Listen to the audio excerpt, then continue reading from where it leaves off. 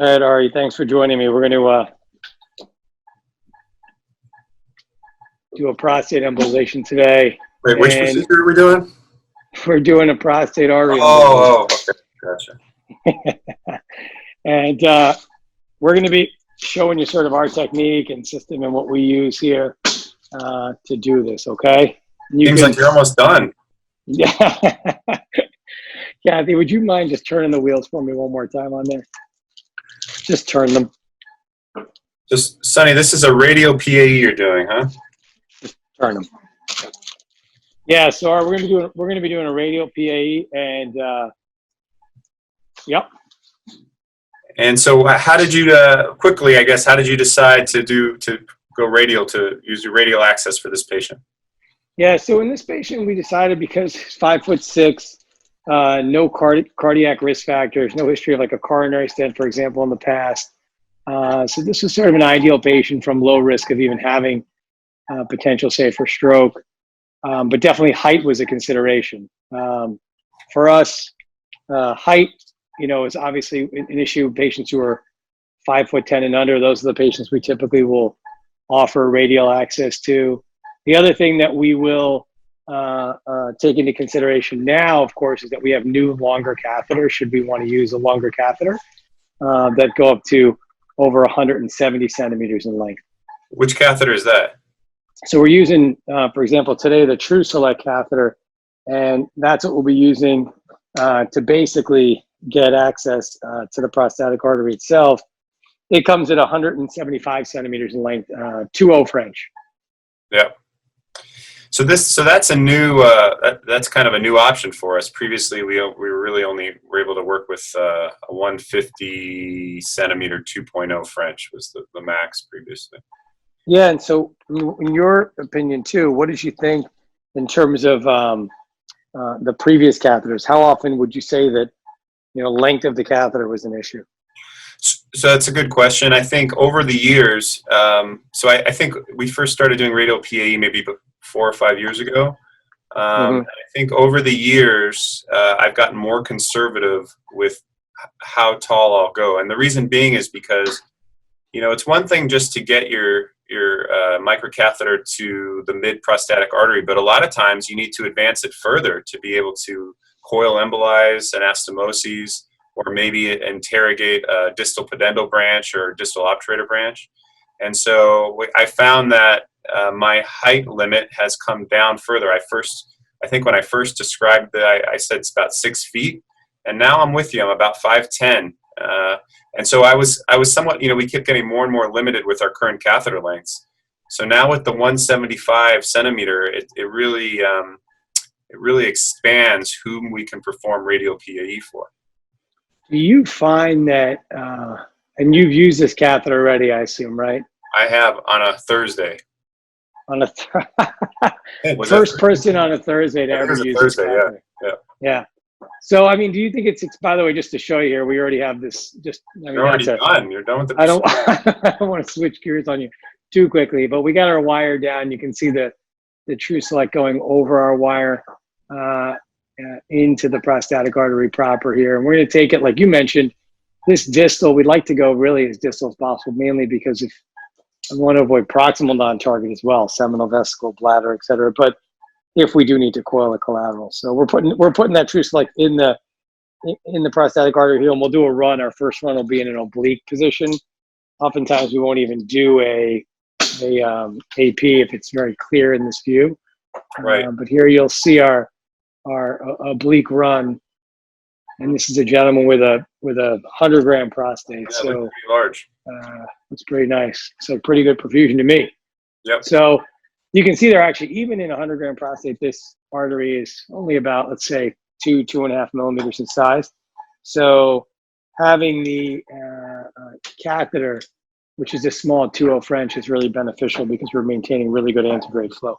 But back to what you were saying, in terms of height and radial access and catheter length, this catheter tends to come in 175 and in a shorter 155 length. Here we chose, I don't know if you can see this well or not, but we chose a shorter length of the 155 because for his height, we don't need the 175. If we were doing your PA, Ari, I think we'd probably have to go to the 175. Yeah, maybe. I mean, it raises another issue though, because when you go to that longer catheter, you also need a longer base cath. Assuming that you Yes. want your catheter to be, you want your base cath to be sitting in the hypogastric artery, right? That's kind of the technique that we both use. Yeah. And that's how you get the best support for your advancing your microcatheter. So that's a problem that I've encountered, because if you go to a person over 6 feet, your 125 cm base cath may not reach into the hypogastric artery. So what are you typically using in that situation?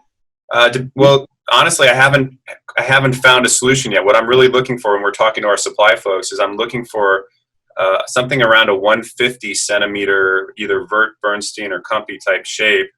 I think that's going to be ideal, but I haven't identified it yet.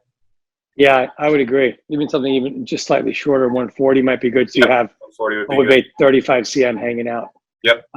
Just so you know, we're already embolizing. So Yep. in this situation, we won't need to use any coils.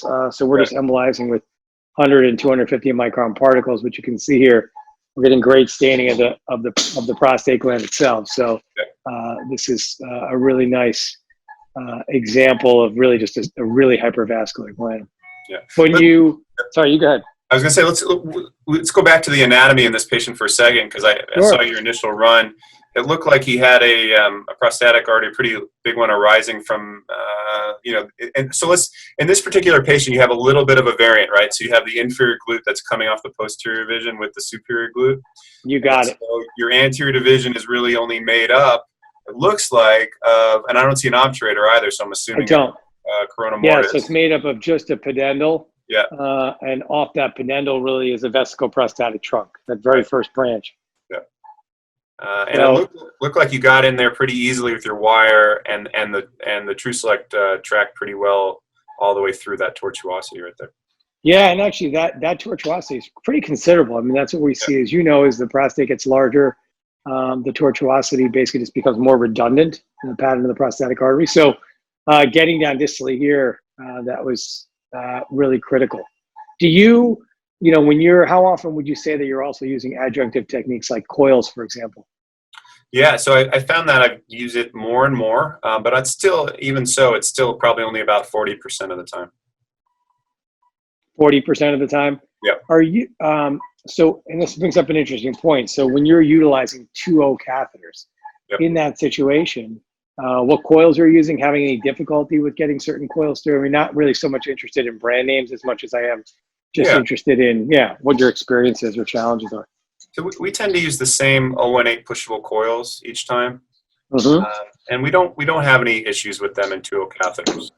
They go through pretty easily. Okay. I know we are limited right now, and I don't use a lot of detachable coils in general. Yeah. But I know that there's a little bit of an issue with having a detachable coil long enough to go through the 175 cm microcatheter. Yes. And also my other challenge I think I've seen is with the 2O catheters that are on the market right now, what are you using for your base wire in terms of diameter? Are you limited right now before TruSelect, or how do you feel? Yeah, so in general, I've been using 014 as my first wire. And that was, it's been that way for a while. My second choices are 016.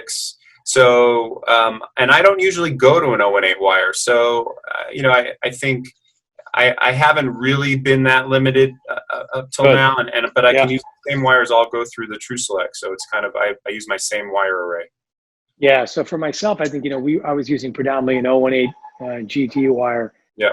So now I can still use the same wire in this 2O catheter, which is nice. And then, of course, the other wire, the one I used during this case, for example, was an Asahi wire. The Meister.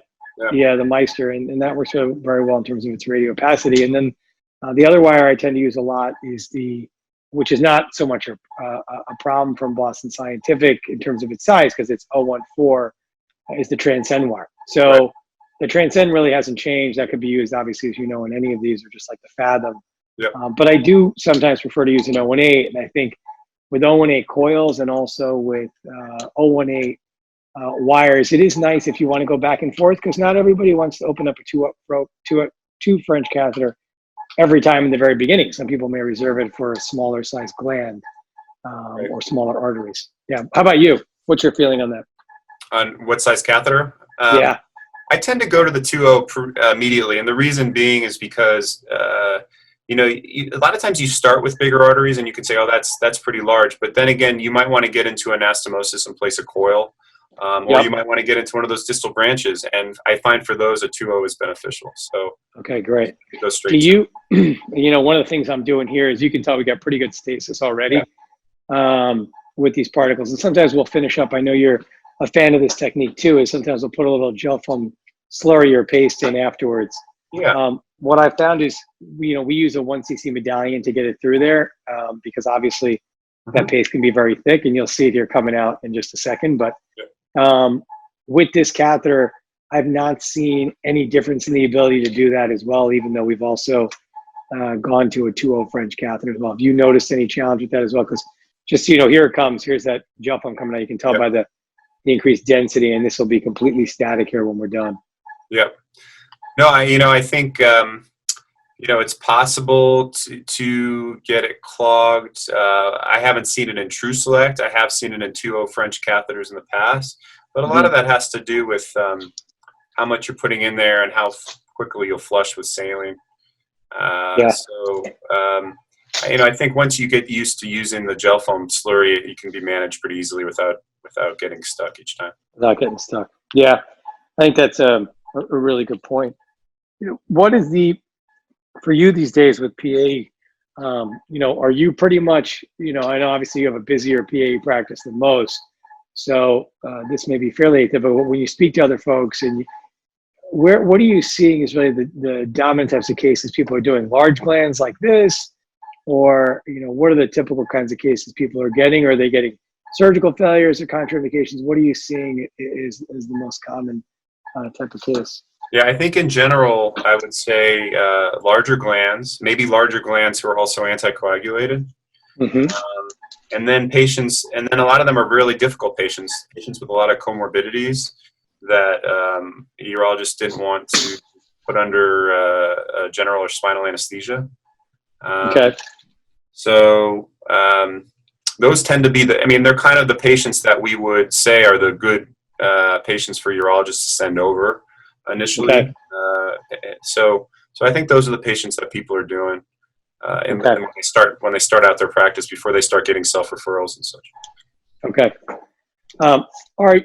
Sometimes this happens to be a hypogastric. I think we won't have a problem getting in, but very, very rarely you'll get hypogastric arteries, which are really tortuous. And from a radial perspective, for example, it can be a little bit challenging, even when you get down the thoracic aorta to the pelvis, to say, hey, let's get into this hypogastric artery. There's certain times that, or certain catheter wire shapes, configurations you use for those patients who have really sort of sharp origins to their, or acutely angled origins to their hypogastrics.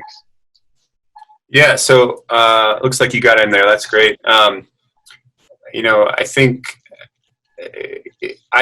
you're limited a little bit, right? Because as far as the length catheter that you need from a radial approach, there's not a lot of catheters at a 125 length, at least not in our inventory here at the hospital. So I rely a lot on wires, and so I really like a shapeable glide wire. So I can put a custom shape in there to get me into a tough hypogastric origin.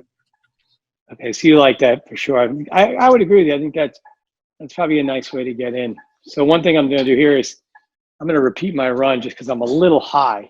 Yeah, I'd like to just see a little bit lower. Yeah, exactly. I think it's a little bit lower, and then just repeat this run. So just to recap on the last side, what size particles did you end up using over there?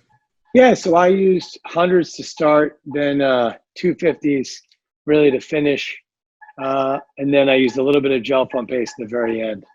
And what's your cue to switch from the 100s to the 250s? Yeah, it's a good question. I will say that, for me, once I see the absence of that early parenchymal staining, then I'll go to the 100s. I really want to get rid of that staining, get really good distal embolization with the smaller beads. I think one of the challenges with using because with too big of a range size is that we end up with, early embolization. And I think that early endpoint is really what I'm trying to avoid. Now, traded for some, obviously, maybe increased postoperative symptoms in terms of urinary frequency or dysuria. But overall, I think I'm very happy with really the clinical results. And I think that's something, I mean, you know this, everyone tracks their own clinical practice and really has to figure out what's working for them. But in the absence of seeing collaterals that I'm worried about, I will start with that 100 micron size. How about yourself? Yeah, I mean, I tend to use either 200s or 400s, depending on the size of the gland. I think in this particular case, I probably would have used a little bit of a larger particle, just because it was a larger gland. But it's a lot of that, has to do with how much you're able to support those patients in the short term after the procedure. So I think you're very right. In the perioperative time, that's really when, as you know, that's when you want to make sure that they're well taken care of. So here I'm in that answer. Let's see where you're at right now. Yeah, so I'll leave the wire right there just to have a supporting discussion. So at this point I'm in what I think is probably either an umbilical or vesicoprostatic or just another branch of the anterior division. But what I'm looking for here is, as I'm in this branch right here, I know the prostatic is right near the tip of this catheter. It could be just distal, just proximal. If we go back to the anatomy on the previous run here, you'll see this really well. It's a nice prostatic that you can see there just over the shadow of the external iliac artery. You can see that prostatic actually cross anteriorly. So what I'll do is actually, once I'm here, even if I'm not in it completely, I'll just do a run from here. I think that doing a run through the through the microcatheter and identifying, is it below this vessel? Is it above this vessel? That looks like where is it? Pudendal there. Is that Yeah, so it looks like I'm in the pudendal artery, right? Yeah. And there's you see where the prostatic is. It's right there, exactly. So just by doing that run through the microcatheter, I was able to see that. And as you know, sometimes the pudendal, the angle of origin off the prostatic in an RAO or LAO may not be ideal. So what I'm going to do is I'll switch a little bit here to an AP or sometimes a contralateral oblique, and I'll be able to see that origin even a little bit better. All right. And we'll do a run here, and there you'll see it. So now the prostatic goes off to the left side of the screen because, of course, you've taught me this trick. It's anterior. So there's the prostatic. So what we'll do is I'll just set this on tray. So I think, using the ability to inject and do imaging through the microcatheter, honestly, is really important. Something that I think is maybe not as often talked about or discussed is really how can you get good imaging through the microcatheter and then make your decision rather than like just fishing around and repeating your run or your base catheter in so many different angles. Right. I think that can be very frustrating, especially if you want to have a lot of throughput, and you want to be able to do a certain number of cases and not, struggle all day. Not to say that we won't struggle with this. Yeah, I think that's a good point. I think, one of the main things I try to teach the younger guys, the fellows coming through, is that you should have a good reason for everything you do. I mean, don't just fish around with angles in different obliquities. Like, think about what is the purpose, what is the reasoning behind why I'm doing this obliquity. Yeah, I think that's really key. Do you think that's a common trunk right there with those two? It's interesting you say that. It probably is. There it is. I think you're right. I think it is. I think it probably was a common trunk, which is why that wire was catching it. Yeah. And then the question is how distal, but you can watch this catheter just go. Yeah. It'll just go. Unbelievable. So made all the way down that far. Now I'm going to go back to a RAO projection because for me, that's the best to see whether or not we see rectal or pudendal collaterals. Wouldn't mind just click that. You can just click it off, Kathy. Thank you. You can just click it off. Sonny, I'm going to have to sign off here, unfortunately, because I got a clinic appointment waiting. But no problem. That was this is a very fast PAE. Impressive. Yeah, I think here we'll do this last run here on the right side. You'll see just to confirm when. I do appreciate Ari joining us, and enjoy the rest of your day in clinic. Yeah, look at that. I just want to point out that stain that's still present on the opposite, on the contralateral side that you saw before subtraction. That's, even before subtraction. Yeah, that's the reassurance that that stain is still present, hasn't washed out. is a good sign that you've got really good stasis on that side of the prostate. Yeah. And I'm really happy also to see how distal this catheter tip is, right at the capsule of the gland. Great spot So, for embo. yeah, really great for embo. So I think from here, we'll do our embo. We don't see any non-target vessels. So we'll embo from here.